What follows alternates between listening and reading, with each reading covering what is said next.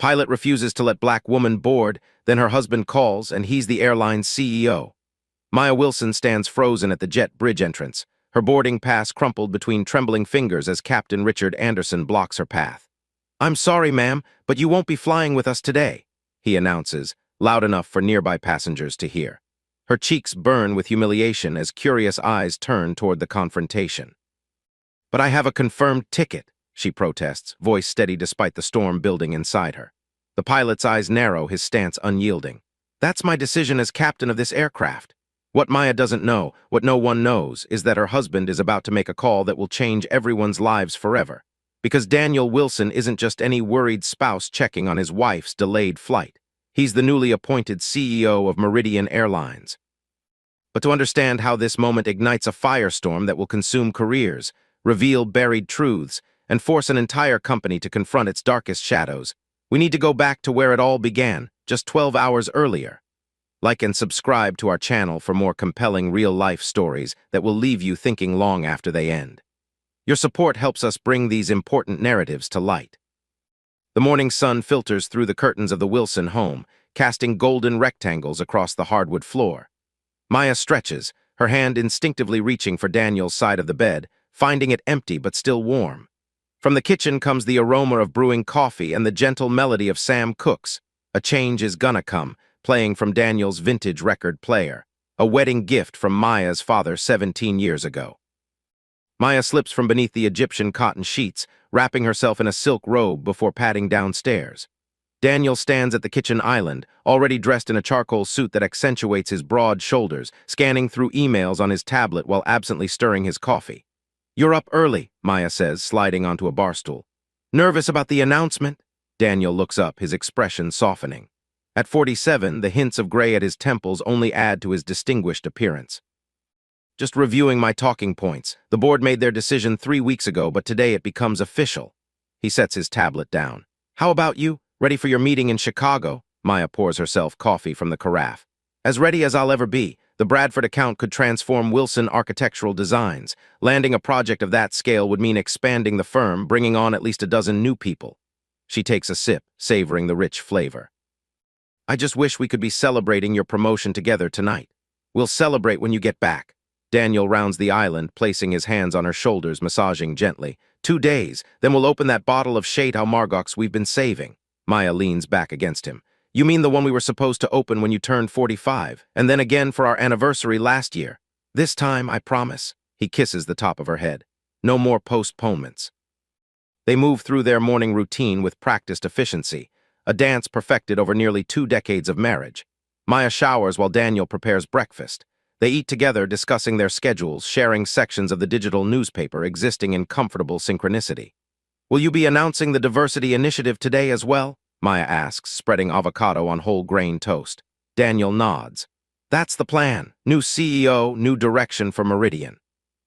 "Old guard won't like it, but it's long overdue."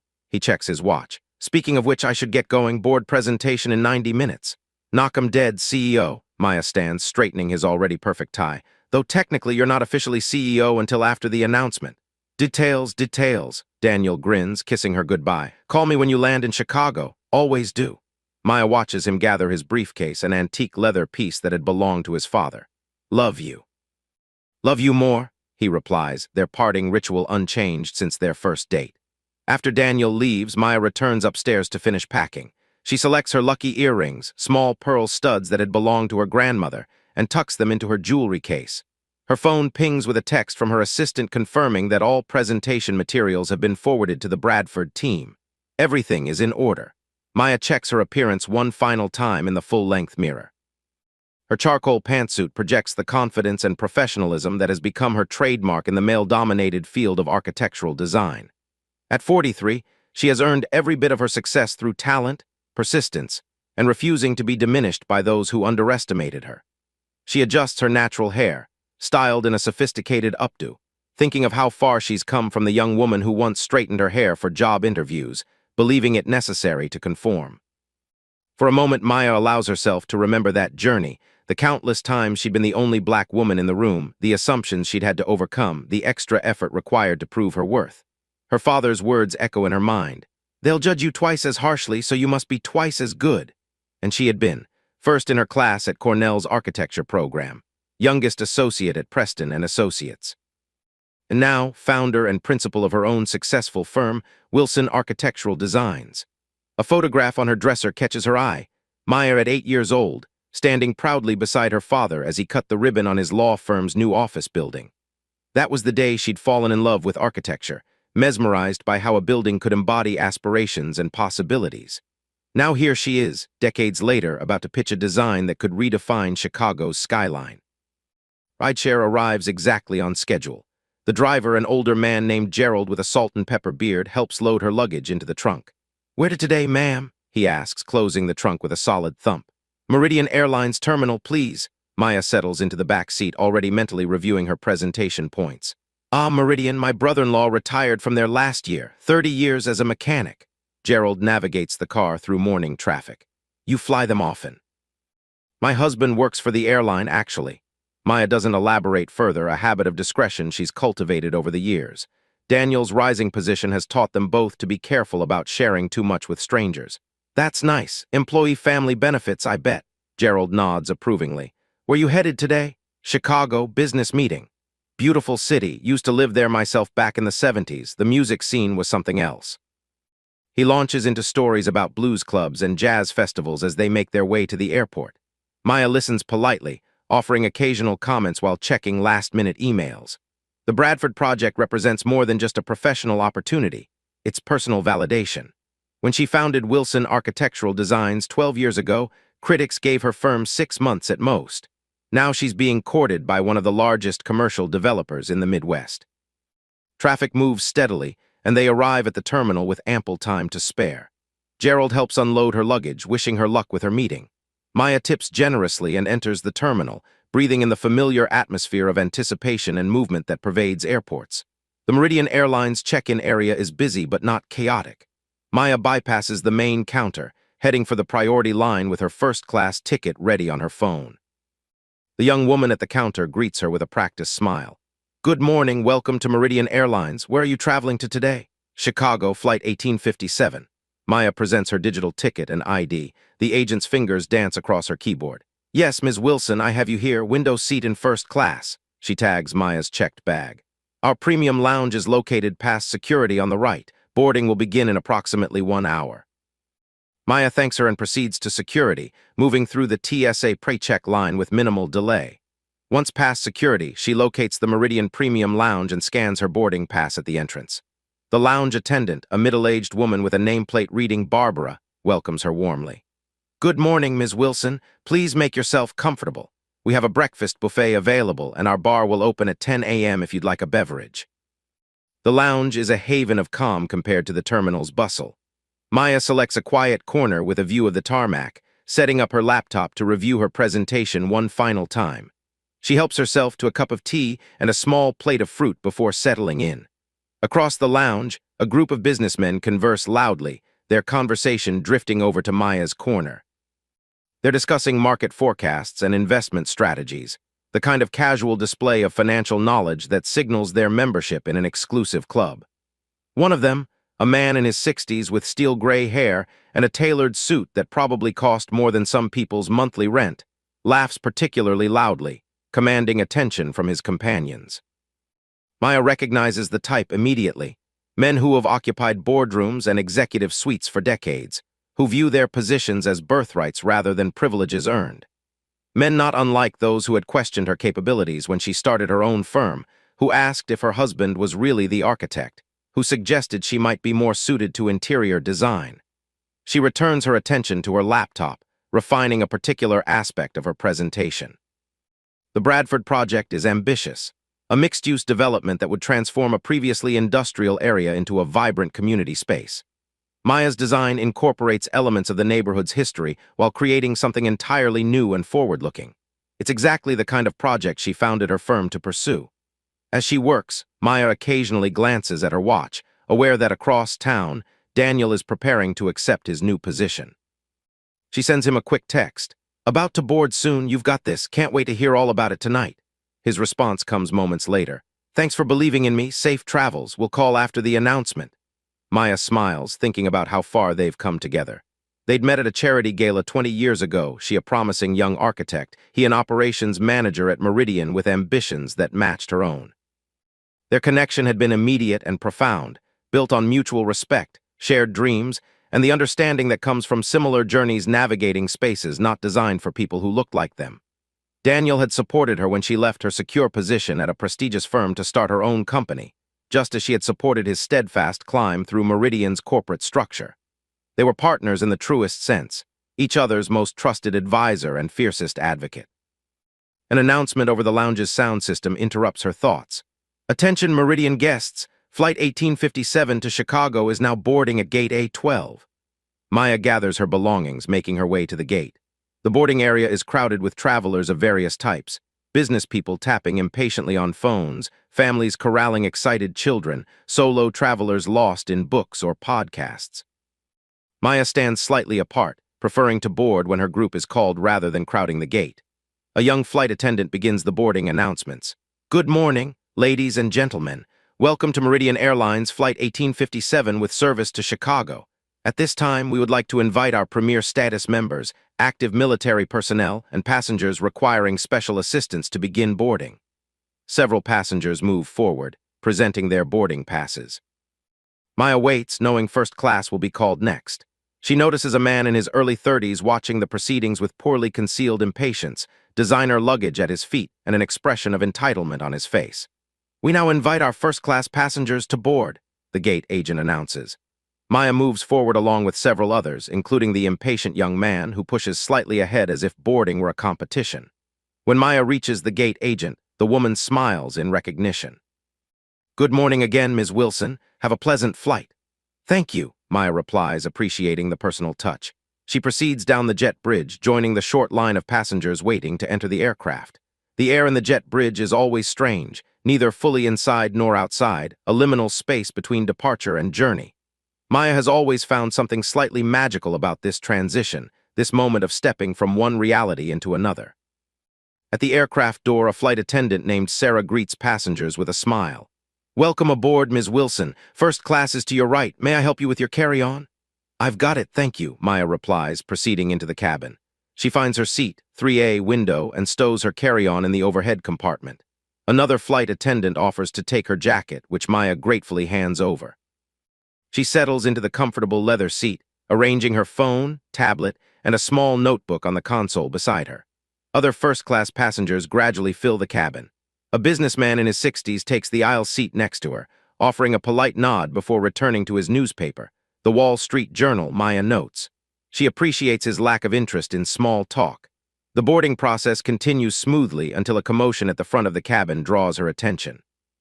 The impatient young man from the gate appears to be arguing with the lead flight attendant. I don't care about your seating chart, he says loudly. I always sit in 2A always. I understand, Mr. Kessler, the flight attendant responds calmly, but today that seat is assigned to another passenger who has already boarded. Then move them, the man's voice rises. Do you know who I am? My father plays golf with your CEO. Maya discreetly watches the interaction, noticing how other passengers are doing the same while pretending not to. The flight attendant maintains her professional demeanor despite the man's increasing belligerence. Sir, I apologize for the inconvenience, but we cannot change assigned seating at this point. Your seat today is 4C, which is still in first class with all the same amenities. This is ridiculous, the man mutters, but finally moves toward his assigned seat, shooting a glare at whoever is occupying his preferred spot. Maya recognizes the type all too well, someone who's never been told no, who views rules as suggestions that apply to others but not to himself. She's encountered plenty of Kesslers in her professional life, clients who thought their money entitled them to endless revisions, contractors who questioned her authority on job sites, competitors who dismissed her firm as a diversity hire rather than acknowledging her talent.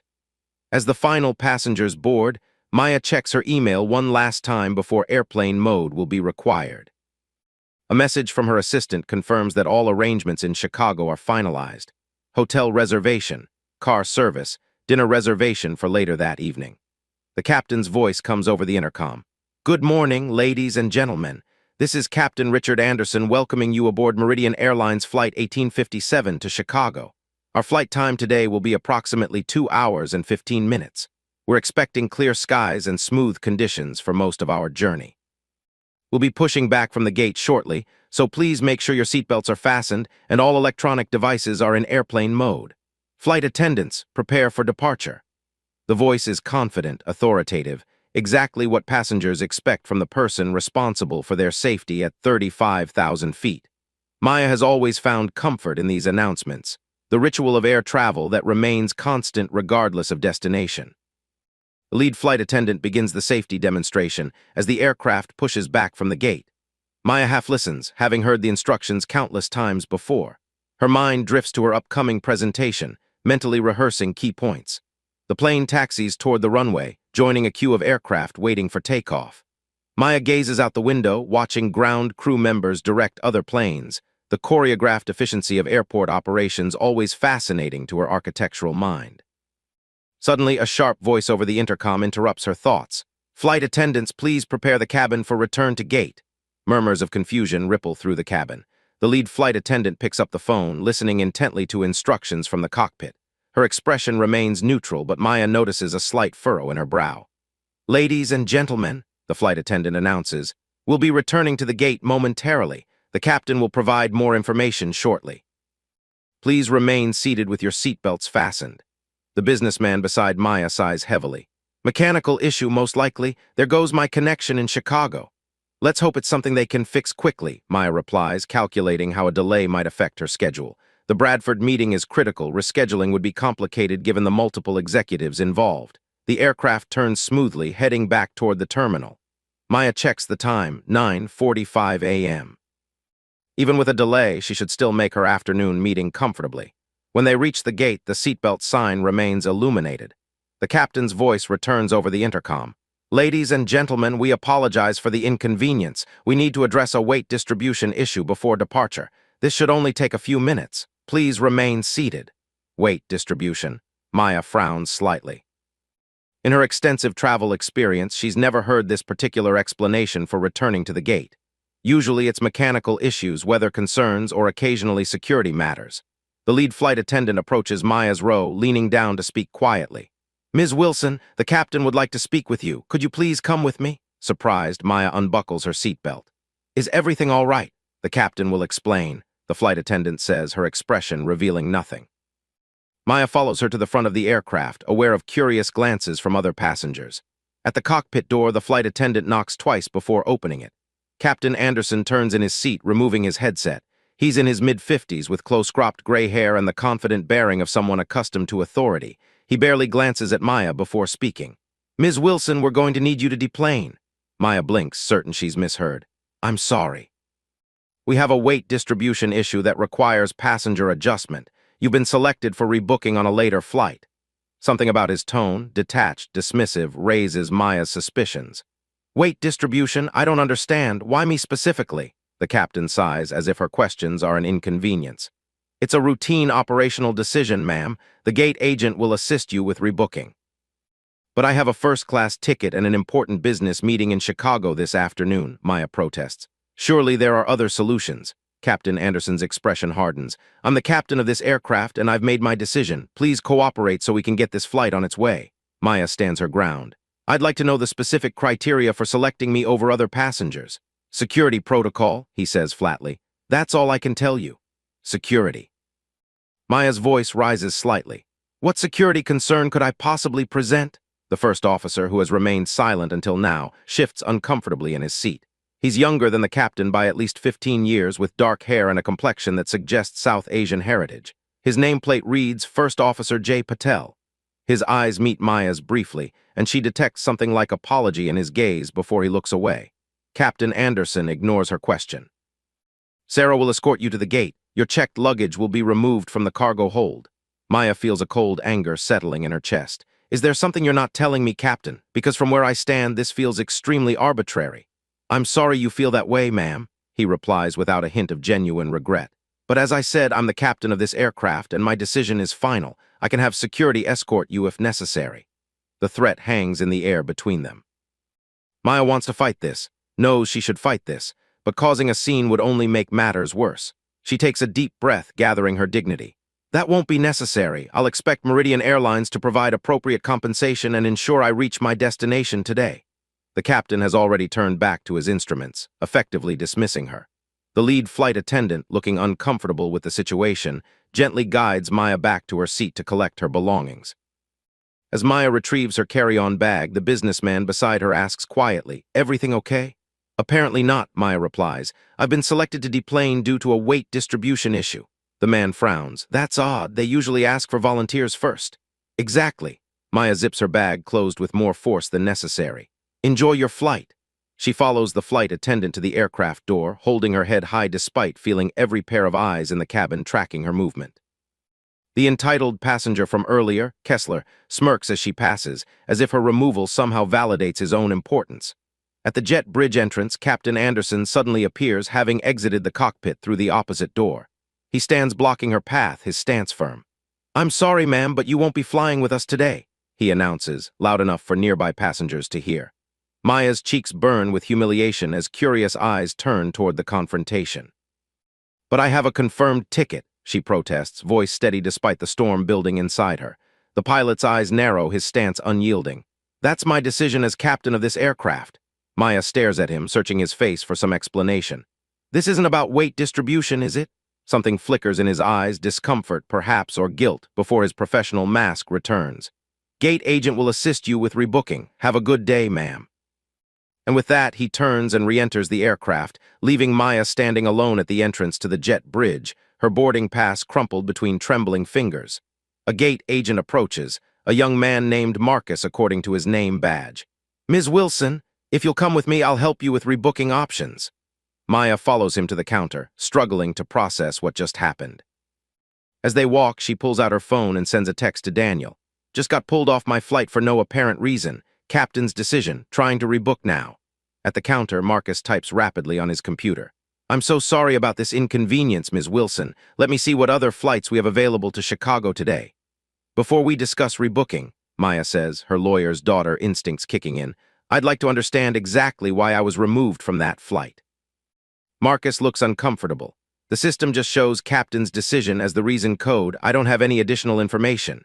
"That's not acceptable," Maya replies firmly. "Is there a supervisor I can speak with?" "Of course, let me call my manager." Marcus picks up a phone, speaking quietly before turning back to Maya. "She'll be here shortly. In the meantime, would you like some water or coffee?"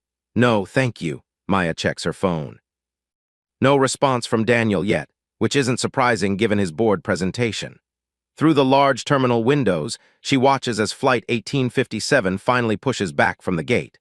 The sight fills her with a complex mixture of emotions: frustration at the delay to her plans, anger at the arbitrary nature of her removal, and a creeping suspicion about the real reason behind Captain Anderson's decision. Maya has experienced enough subtle and not-so-subtle discrimination in her life to recognize when something doesn't add up. The captain's refusal to provide a legitimate explanation, his dismissive attitude, the way he'd barely looked at her, all sadly familiar signs. A few minutes later, a woman in her 40s approaches, wearing a Meridian Airlines management uniform. "Ms. Wilson, I'm Vanessa Torres, customer service manager. I understand there's been an issue with your flight today."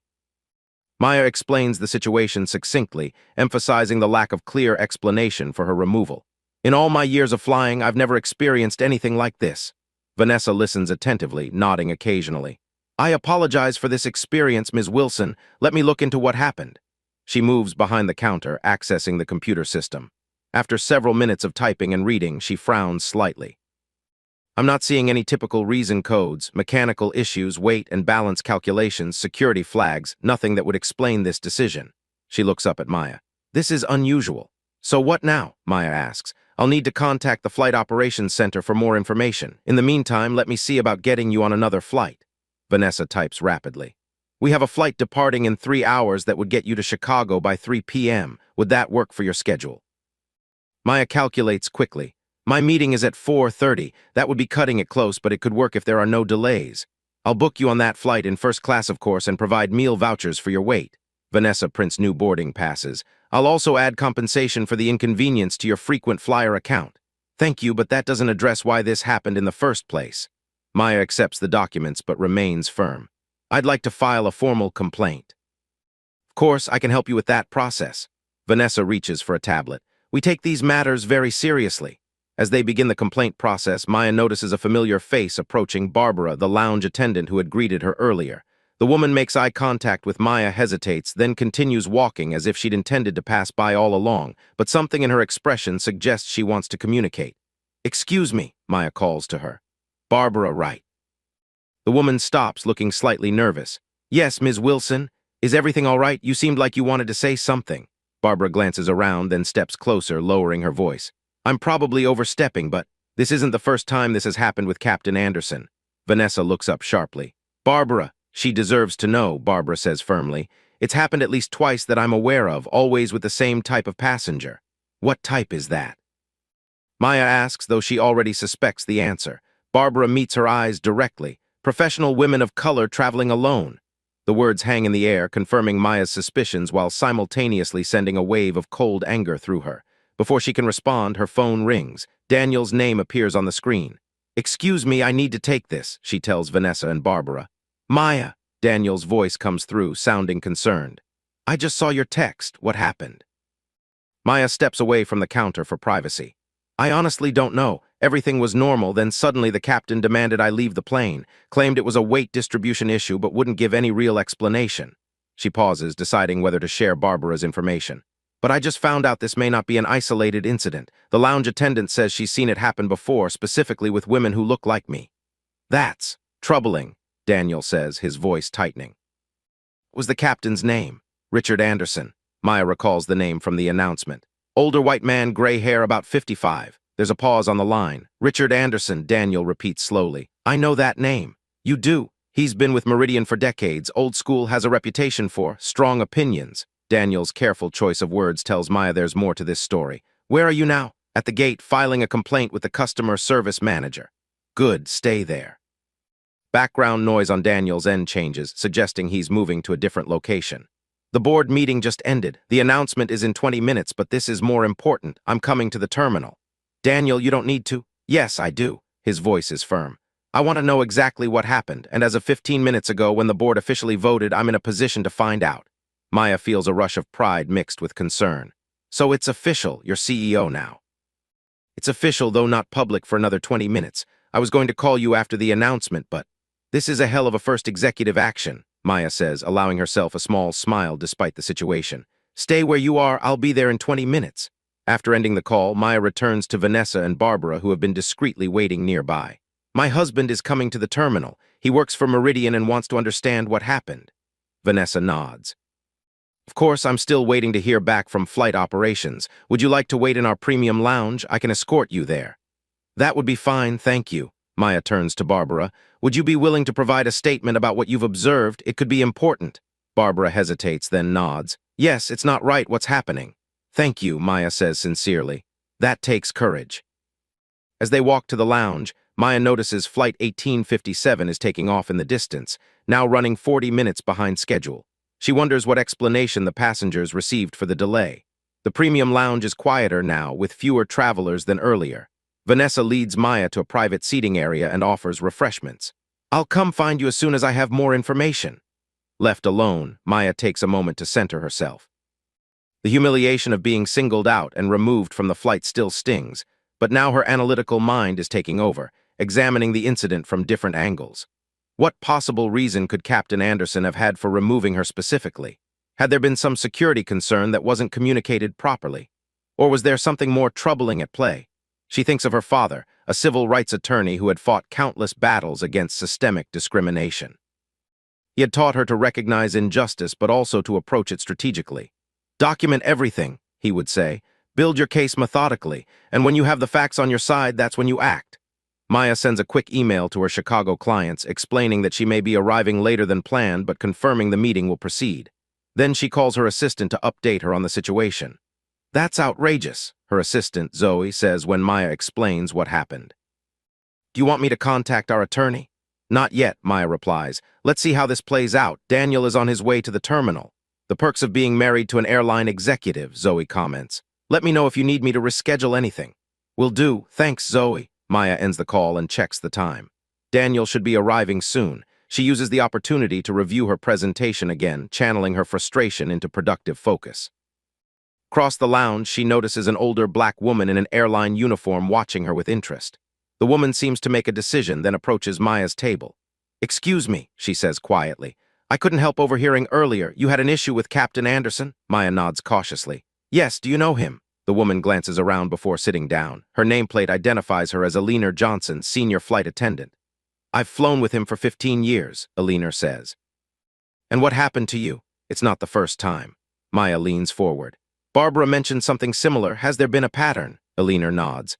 "A pattern that management has conveniently ignored. Anderson is part of the old guard at Meridian, pilots who started when the industry was even more of a boys' club than it is now. He's got seniority, an impeccable safety record, and friends in high places." "But," Maya prompts.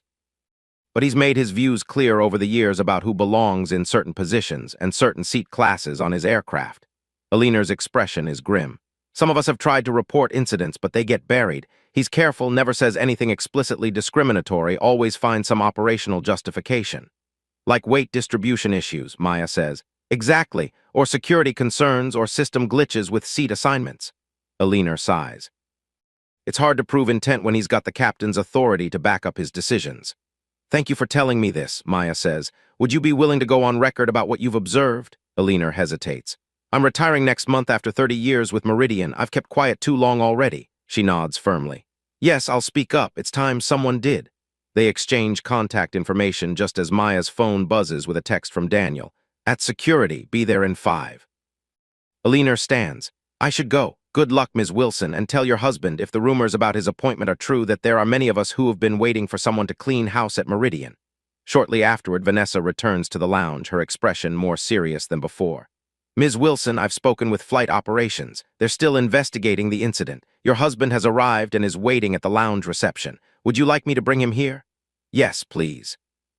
Maya stands, smoothing her suit jacket.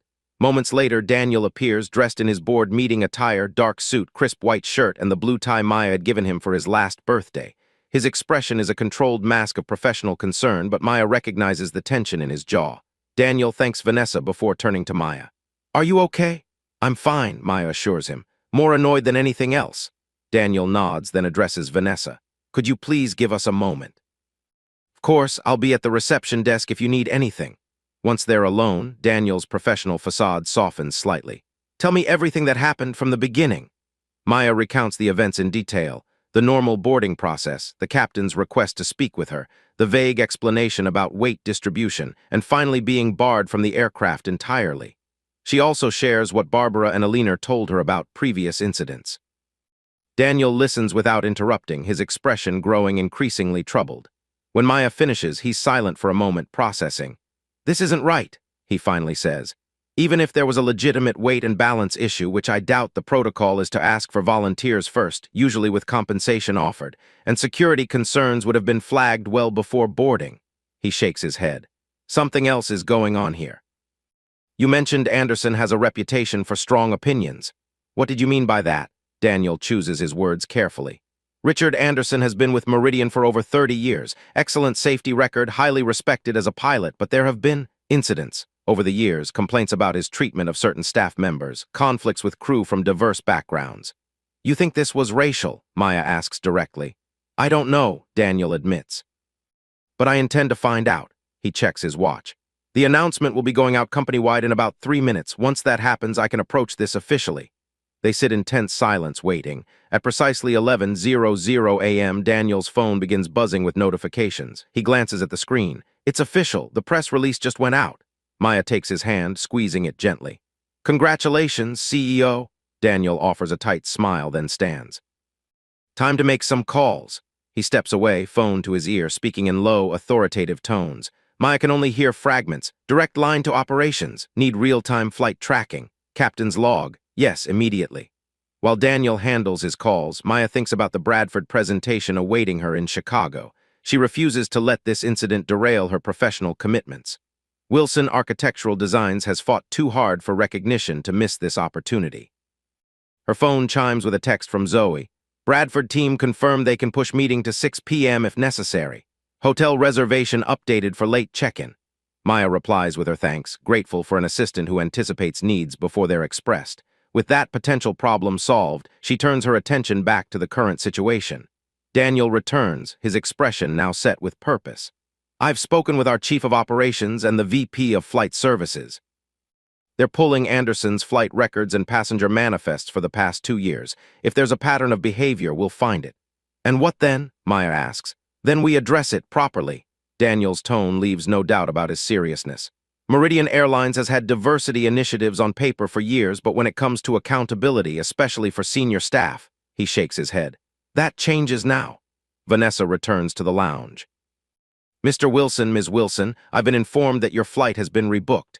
You're now on our direct executive shuttle to Chicago, departing in 40 minutes from the private terminal. Your luggage is being transferred now. Maya blinks in surprise. Executive shuttle? I didn't know Meridian operated private flights. It's primarily for company executives and VIP clients, Vanessa explains, looking slightly intimidated as Daniel rejoins them. Mr. Wilson, congratulations on your appointment. We just received the announcement. Thank you, Vanessa. Daniel's tone is professional but warm. I appreciate your assistance with my wife's situation this morning. Of course, sir. Vanessa hands Maya new boarding documents. A car is waiting to take you both to the private terminal whenever you're ready. After Vanessa leaves, Maya turns to Daniel. Executive privileges already. Being CEO has to have some advantages, Daniel replies with a hint of his usual humor. Besides, I'm coming with you to Chicago. What about your first day, the press conferences, the meetings? All rescheduled for when we return. Daniel's expression becomes serious again. This incident requires my personal attention. Anderson's flight is scheduled to return from Chicago this evening. I plan to be there when he lands. Maya studies her husband's face. You're making this a priority. You're my priority, Daniel corrects her. Always have been, but yes, this is also about Meridian. One of my first initiatives as CEO was going to be expanding our diversity and inclusion programs. If we have a captain discriminating against passengers, that needs to be addressed immediately. We don't know for certain that's what happened, Maya reminds him, always the voice of reason in their partnership. True, and he'll have a chance to explain himself. Daniel offers his arm. Shall we? Your meeting in Chicago awaits, and I have some research to conduct during our flight. As they walk through the terminal toward the exit, Maya notices the subtle shifts in how staff interact with Daniel, the increased deference, the respectful nods, the eager-to-please smiles. It's a reminder of how quickly perception changes with position, how power reshapes interactions in an instant. The private terminal is a world away from the main concourse, quiet, elegant, with attentive staff who greet Daniel by name and with newfound deference. Their aircraft, a sleek business jet with Meridian's colors, waits on the tarmac. As they board, Maya can't help but compare this experience to her earlier one. The captain, a woman in her 40s named Elizabeth Chen, greets them warmly at the door. Welcome aboard, Mr. Wilson, Ms. Wilson. Congratulations on your appointment, sir. It's an honor to fly you today. Thank you, Captain Chen, Daniel replies. The honor is mine. The interior of the jet is luxuriously appointed with just 8 passenger seats, arranged in pairs facing each other with tables between them. Maya and Daniel settle into their seats as the sole passengers on this flight. Will you be needing anything before we depart? Asks the flight attendant. Just some water for now, thank you, Maya replies. Once they're airborne, Daniel opens his laptop, connecting to the aircraft's secure Wi-Fi. I've requested Anderson's personnel file and the manifest for today's flight. I want to see if there's any pattern to his behavior. You think this has happened before? Maya asks. It's possible. If he's been doing this systematically, there might be a trail. Daniel works quietly, occasionally making notes or sending emails. After about 20 minutes, he looks up with a troubled expression. I'm finding something concerning, he says. Over the past 18 months, there have been 7 documented instances where passengers were removed from Anderson's flights under similar circumstances, vague operational reasons, no clear documentation. 5 of those passengers were people of color, 3 were women traveling alone. Maya's suspicions deepen. And no one noticed this pattern? Someone should have, Daniel says grimly. But these incidents were handled at the local level, with compensation offered to smooth things over. The reports never got escalated to the point where someone might connect the dots. Or perhaps they did, and no one wanted to challenge a senior captain, Maya suggests. Daniel nods slowly. That's entirely possible. The airline industry has always operated on a rigid hierarchy, questioning a captain's decision, especially one with Anderson's seniority. He shakes his head. It would take courage, like the courage Barbara and Alina showed by speaking up today, Maya points out. Exactly, which makes me wonder how many others might have stories to tell. Daniel makes another note. I've asked HR to conduct confidential interviews with crew members who have flown with Anderson regularly. If there's a systemic issue, we need to know the full extent. While Daniel works, Maya reviews her presentation one final time, making small adjustments to account for her later arrival. The flight attendant serves a light lunch, and before long, Captain Chen announces their approach to Chicago. We should arrive at the private terminal in approximately 15 minutes. Current weather in Chicago is clear and 72 degrees. Local time is 1:35 p.m.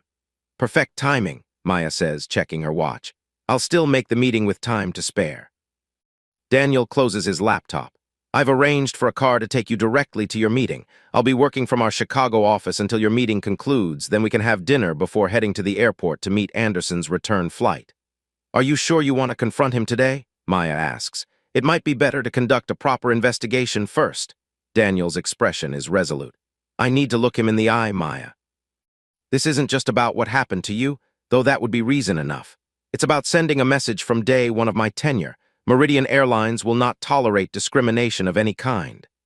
Maya understands the symbolism of the moment. Daniel has worked his entire career for this opportunity, rising through the ranks despite barriers that others like him rarely overcame. His appointment as CEO represents a significant change for Meridian, and how he handles this first test will set the tone for his leadership. Just promise me you'll listen before you judge, she says. Always. Daniel takes her hand. That's what you've taught me over the years. Their aircraft touches down smoothly on the runway at Chicago's private aviation terminal. As they taxi to the gate, Daniel receives a text message that draws his attention. Interesting, he murmurs. What is it? Maya asks. Our team found something in the system. Apparently there was no weight and balance issue with your flight. The log shows Anderson specifically requested your removal, citing security concerns but with no supporting documentation. So he lied about the reason, Maya says, feeling a fresh wave of indignation.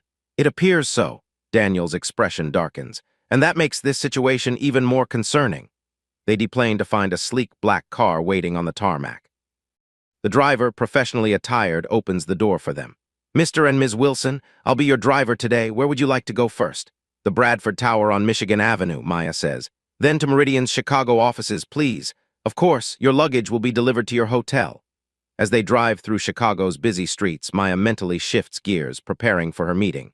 Despite the morning's disruption, she refuses to let it affect her professional performance. The Bradford account is too important. You'll do great, Daniel says, reading her thoughts as he often does. Call me when you're finished and I'll send the car back for you. They arrive at the imposing glass tower that houses Bradford Development Corporation. Maya checks her appearance one last time before kissing Daniel goodbye. See you in a few hours. Try not to fire anyone before I get back. Daniel smiles. No promises. The Bradford meeting room is impressive. Floor-to-ceiling windows overlooking the Chicago skyline, a massive conference table of polished walnut and state-of-the-art presentation technology. 8 executives await Maya's arrival, including Jonathan Bradford himself, the third-generation CEO of the family company. Ms. Wilson, Bradford greets her, extending his hand. We've been looking forward to your presentation. Your preliminary designs have generated quite a buzz among our team. Thank you for the opportunity, Mr. Bradford, Maya replies with practiced confidence. Wilson Architectural Designs is excited about the possibility of partnering with Bradford Development on this project.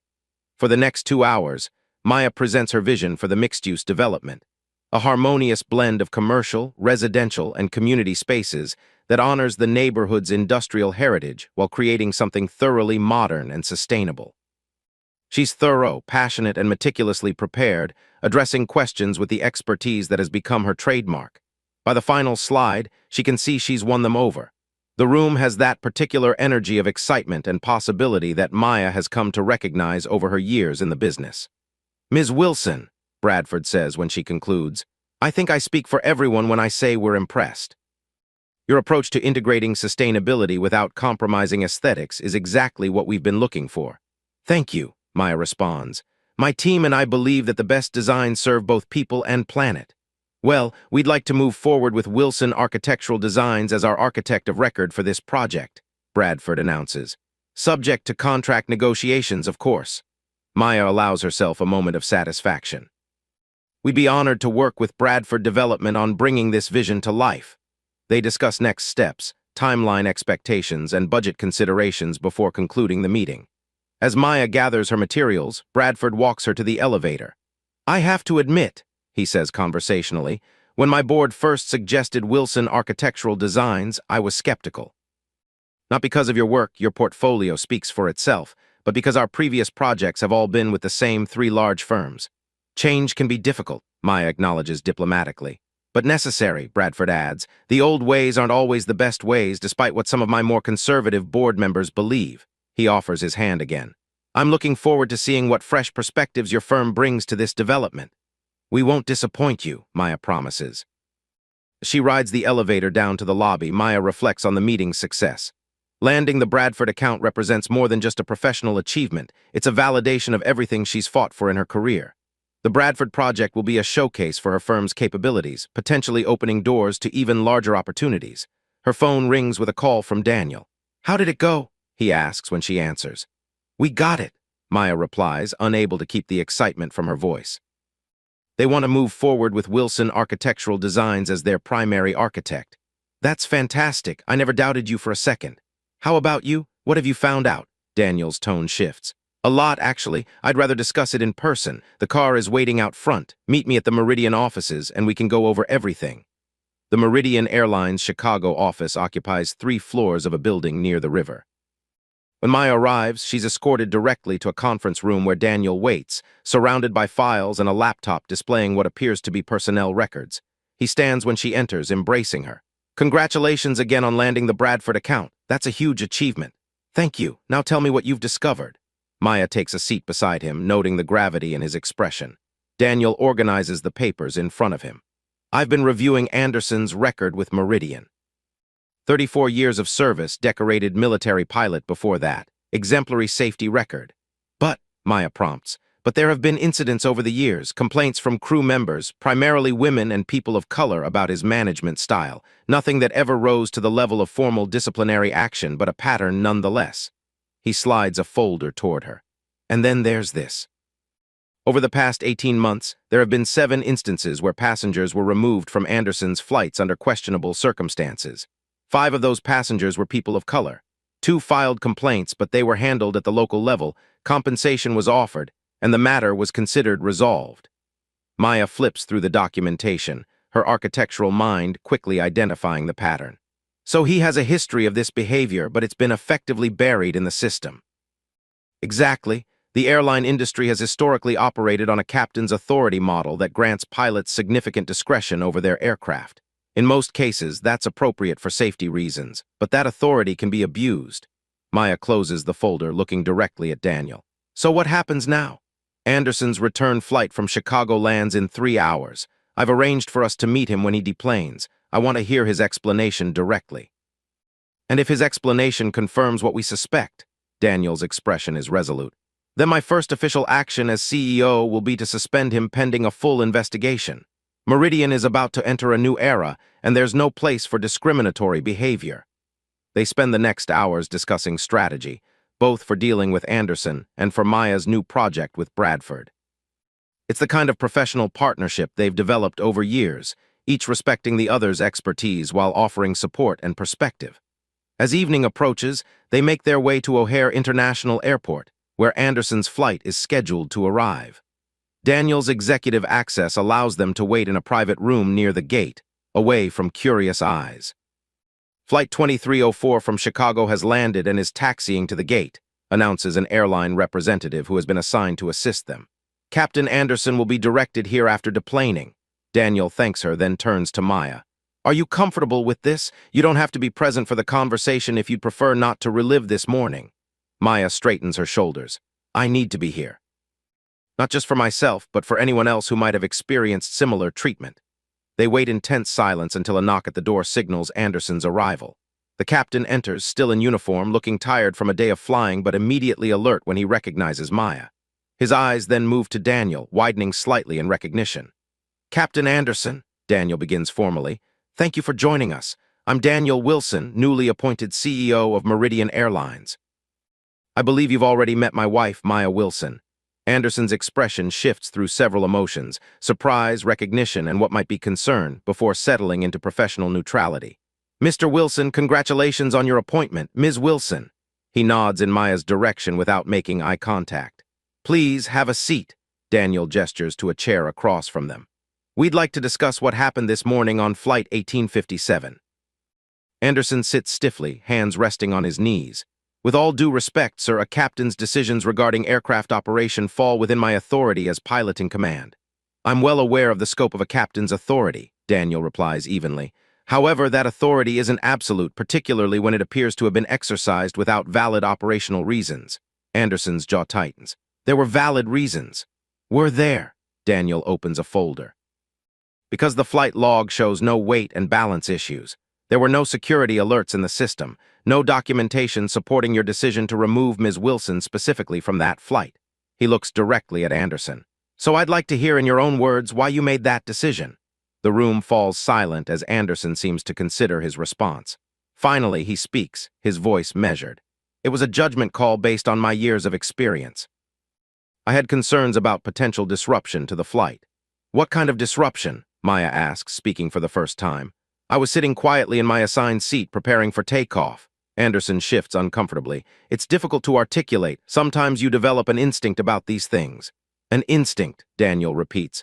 Captain Anderson, in your 34 years with Meridian, have you developed this instinct about other passengers as well? When necessary, yes. Daniel slides another document across the table. This is a list of passengers who have been removed from your flights over the past 18 months. Can you explain why you felt it necessary to remove these specific individuals? Anderson glances at the list, his expression hardening.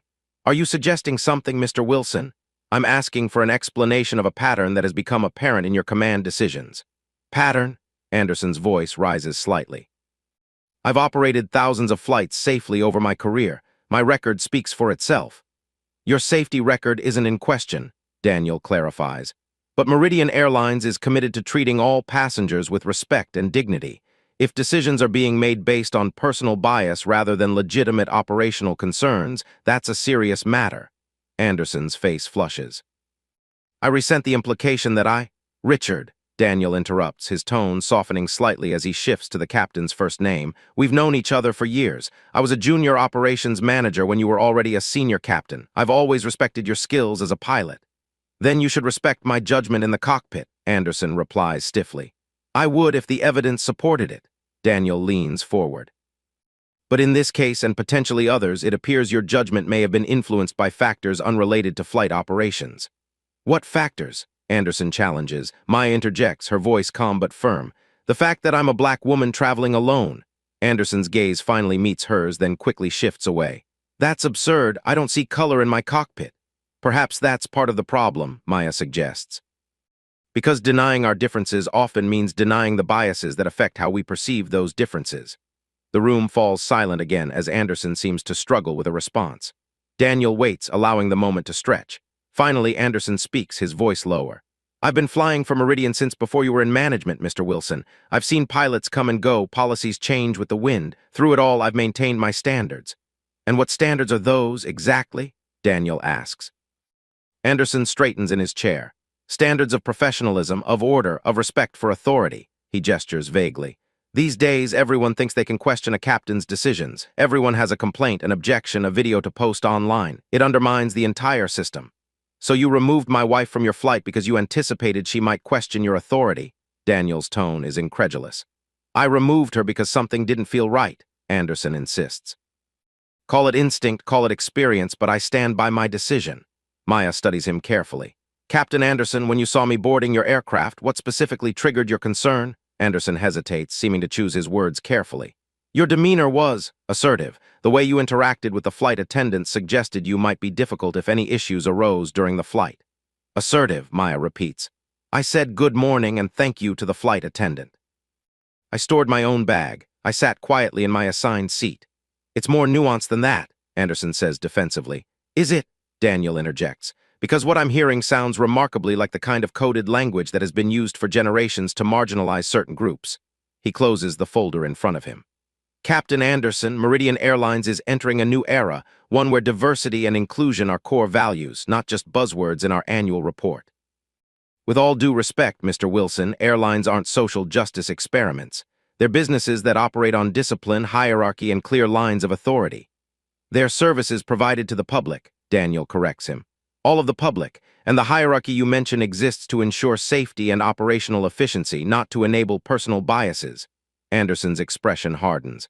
I've given 34 years to this airline. My record speaks for itself.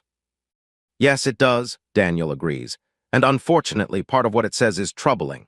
He straightens in his chair. Captain Anderson, effective immediately, you are placed on administrative leave pending a full investigation into this incident and potentially others. You will continue to receive your base salary, but you are grounded until further notice. The color drains from Anderson's face. You can't do that. As CEO of Meridian Airlines, I assure you that I can. Daniel's tone is firm but not vindictive. This isn't personal, Richard. It's about ensuring that Meridian lives up to its stated values. Anderson stands abruptly. This is outrageous. The pilots' union will have something to say about this. They're welcome to bring their concerns to me directly, Daniel replies calmly. In the meantime, I'll need your company ID. A car will take you home, and human resources will be in touch regarding next steps in the investigation. For a moment, it seems Anderson might refuse. Then, with stiff movements, he removes his ID badge and places it on the table. You'll regret this, Wilson, mark my words. After Anderson leaves, escorted by airline security, Maya and Daniel sit in contemplative silence. That went about as expected, Daniel finally says. Did it? Maya asks. He never actually admitted to racial bias. Few people do, even to themselves, Daniel sighs. But his pattern of behavior speaks volumes, and his reaction today, the defensiveness, the appeal to authority, the thinly veiled threat, those aren't the responses of someone who made an honest mistake. Maya nods slowly. What happens now? The investigation will proceed. HR will review all incidents involving Anderson over the past several years. Witnesses will be interviewed. And regardless of the outcome, Meridian is going to accelerate its diversity and inclusion initiatives, starting with a comprehensive review of how we handle passenger complaints. Maya takes his hand. Quite a first day as CEO. Not exactly what I had planned, Daniel admits with a tired smile, but maybe it's fitting. Change rarely comes comfortably. They gather their belongings, ready to head to their hotel for the night before returning home the next day. As they walk through the terminal, Maya notices travelers of all backgrounds, families reuniting, business people hurrying to connections, airport staff efficiently managing the controlled chaos. Each person with their own story, their own journey. You know, she says thoughtfully, what happened today was unfortunate, but it's also an opportunity. For Meridian, for the industry, maybe even for Captain Anderson. An opportunity for growth, Daniel suggests. Exactly. Sometimes we need these moments of friction to create meaningful change. Daniel nods, understanding as always. And the first step is acknowledging the problem exists.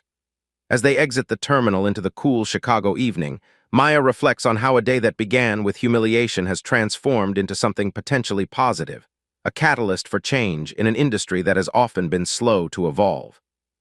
So, Daniel says as they settle into their waiting car, shall we open that bottle of Chateau Margaux when we get home tomorrow? We have two things to celebrate now, your Bradford contract and my first executive decision as CEO. Maya smiles, leaning into his shoulder. I think that's a perfect plan. The car pulls away from the curb, carrying them toward their hotel and whatever challenges tomorrow might bring. But for now, in this moment, they are simply Maya and Daniel Wilson, partners in life and now, unexpectedly, partners in creating a more inclusive future for Meridian Airlines and perhaps beyond.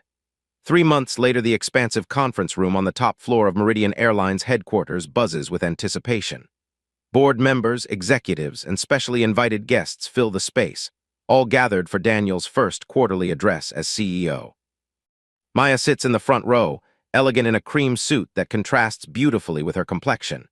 Beside her is Eleanor Johnson, now serving as Meridian's newly appointed Director of Inclusive Customer Experience, a position created specifically to address issues like the one Maya experienced. Barbara from the lounge has been promoted to Customer Service Training Manager, implementing new protocols across the system.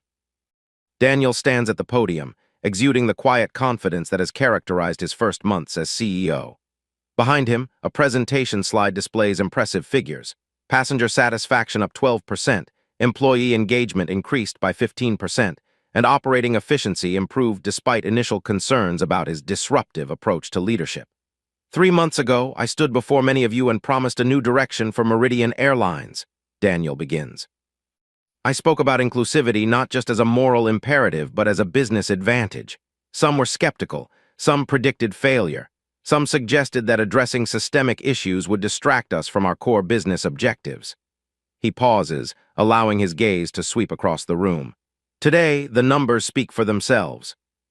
When we commit to treating every passenger with dignity, when we empower our employees to speak up about concerns, when we hold everyone accountable regardless of seniority or status, we don't just become more equitable, we become more successful. Among the audience sits First Officer Jayesh Patel, recently promoted to captain after demonstrating exceptional leadership during the investigation that followed Anderson's suspension. He had come forward with crucial testimony about patterns he had observed but felt powerless to address under the previous leadership structure. The Anderson incident could have been handled quietly, swept under the rug like similar situations in the past, Daniel continues. But that approach hasn't served us well.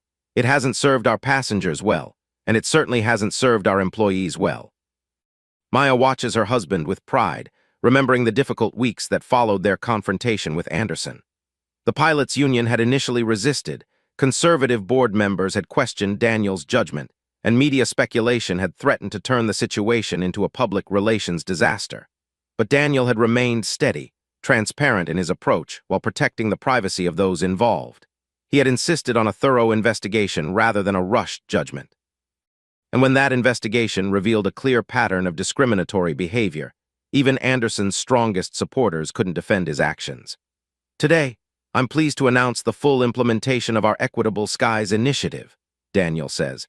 This comprehensive program includes revised training for all flight crews, transparent reporting mechanisms for passengers who experience discrimination, and a complete overhaul of how we evaluate captain performance.